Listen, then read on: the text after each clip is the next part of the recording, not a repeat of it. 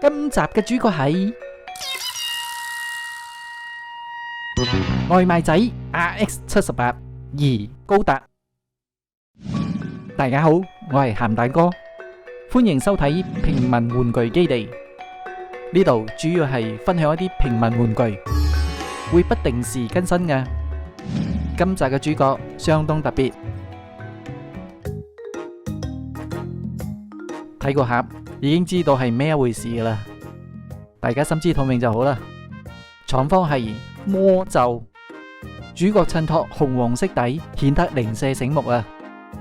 實物標題係 HG 嘅 GTO 歡樂送元組，盡心盡責嘅外賣仔高達，隨時為你效命，24小時隨叫隨到啊！由於機動性極高，所以歡樂送更快。個盒觀賞完畢，我哋睇睇盒入邊有啲咩龍料先。一打開就睇到隨模型附送嘅電單車仔，佔盒大量空間嘅就係兩大包板件啊！打開包裝係13件嘅板塊，有少部分會成為廢件啊！目測喺分析方面應該係好到位嘅。至於當中最搶眼嘅，當然係呢塊橙色嘅板塊啦。唔知大家覺得啲質量 O 唔 OK 呢？除此有一張保色貼紙同一張麥記外賣仔專用水貼啊。雖然啱啱先講分析到位，但依然都有唔少部位係需要保色嘅。ta da！今集嘅第二主角登場，送餐專用電單車。其實冇去嘅話，今集嘅主題係唔成事啊。雖然係跟模型送嘅電單車，但睇落嘅主體都唔會好 hea。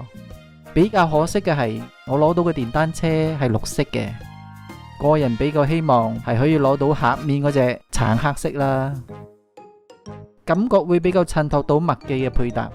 睇睇電單車咧，車頭有固定幅度嘅轉動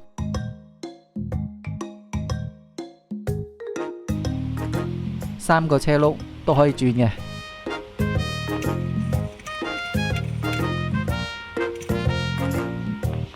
車身細節主要都係靠啲貼紙啦，不過做到唔夠全面喎，因為電單車唔係麥記送餐專用嘅，要更貼合主體，換上麥記嘅貼紙會唔會更好呢？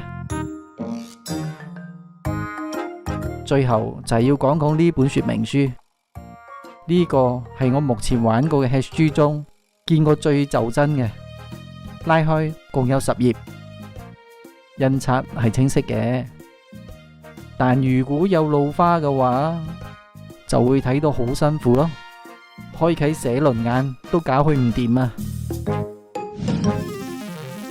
好，成品出嚟，呢隻嘢明顯係改色出嚟噶啦，貼上相關水貼就係妥妥嘅外賣仔碌啊！其實佢都唔需要我介紹噶啦，大家都知道佢係喺機動戰士0079中係主角阿寶嘅座駕，隻嘢砌嘅時候可以選擇前期型或者中期型，我就揀咗中期型。其實兩者喺外形上嘅分別唔會太大，比較明顯嘅係中期型係冇肩炮嘅。雖然隻模型喺分件分析上做到唔錯，但要保色嘅依然都係走唔甩啊。先講眼部，貼紙居然係冇完全割斷啊，搞到挑出嚟嗰陣爭啲撕爛。加上貼紙質料好薄，貼眼貼紙嘅部位淨細過隻蟻啊，黐錯咗再掹翻上嚟嗰陣，好容易搞彎張貼紙啊。其實留心睇嘅話，粒眼係黐歪咗少少啊，但係我都唔敢再挑起上嚟再黐過。再嚟就講富狼 V 型聯邦標誌，都係需要貼紙保色嘅，隻 V 仲細過粒米啊，要黐上去係一啲都唔容易啊。隻第三方模型成品都幾紮實嘅，關節唔會話軟晒腳咁咯，黑線都到位嘅，一般滲線都 OK 嘅，整體冇咩問題，係唔需要用到大力金剛指嘅，砌嘅時候係冇遇到咩問題啦。比較有意見嘅係本說明書細同保色貼紙嘅質量真係比較一般啊。有要求嘅話，自己喐手保色好過。依家大家睇到嘅成品係我已經勾咗線、上咗水貼同燒咗光。先講聲唔好意思啊，隻模型係砌得冇咩講究啊，尤其硬嘅貼紙黐到出咗問題啊，請大家多多包涵。個人覺得個外賣仔外觀上係相當 OK 嘅。GTO 喺細節上嘅刻畫係不容置疑噶啦。原廠 Bandai 出嘅呢隻初代高達喺外形同比例上都非常出色，可動性方面又唔差，配件同武器又備足，係冇咩可以挑剔噶啦。講下武器同配件啦，武器有光速軍刀2把，光速步槍前期型同中期型各1把，超級火箭炮、醒神盾牌、肩部加農炮，可選擇左右邊安裝喺背包度，右肩部火神炮，左肩部導彈發射器，我冇裝到啊。前臂加特林機槍，我都係冇裝到啊，唔好意思，show 唔到俾大家睇添。手型共有3對，分別係一對張開手、一對握拳手同一對掹雞手。盾牌呢，唔安裝喺手腕嘅話，係可以吉落去背包個窿度嘅。超級火箭炮唔手持嘅話，可以大大力懟落個囉柚個窿度去。2把唔同時期嘅光速步槍，可以左右開弓各持1把嘅，因為係有一對掹雞手等緊你啊。光速軍刀有2種形態，一直一彎，大家都知噶啦。光速軍刀係需要用背包插住嗰2碌刀柄嚟組合噶，就睇大家要擺咩姿勢而決定啦。原廠 Bandai 出嘅呢隻 HG GTO 嘅初代高達係幾 fit 嘅，咁呢隻仿抄嘅變種外賣仔，大家係點睇呢？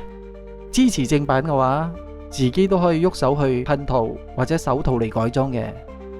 其實都係改咗本身嘅藍色同紅色去橙色同埋棕色啫，再買張相關嘅水貼嚟黐。咁電單車呢，就要去玩具店揾下啦。上集我講到機動戰士嘅話，我係專收集渣古嘅。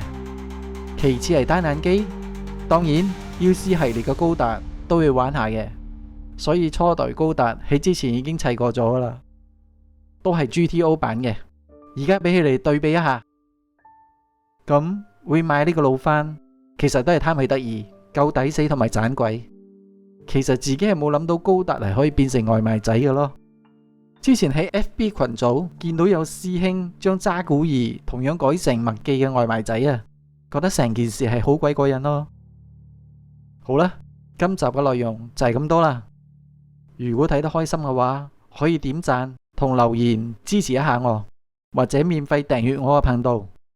你哋嘅支持係我製作落去嘅動力。我哋下集再見啦，拜拜。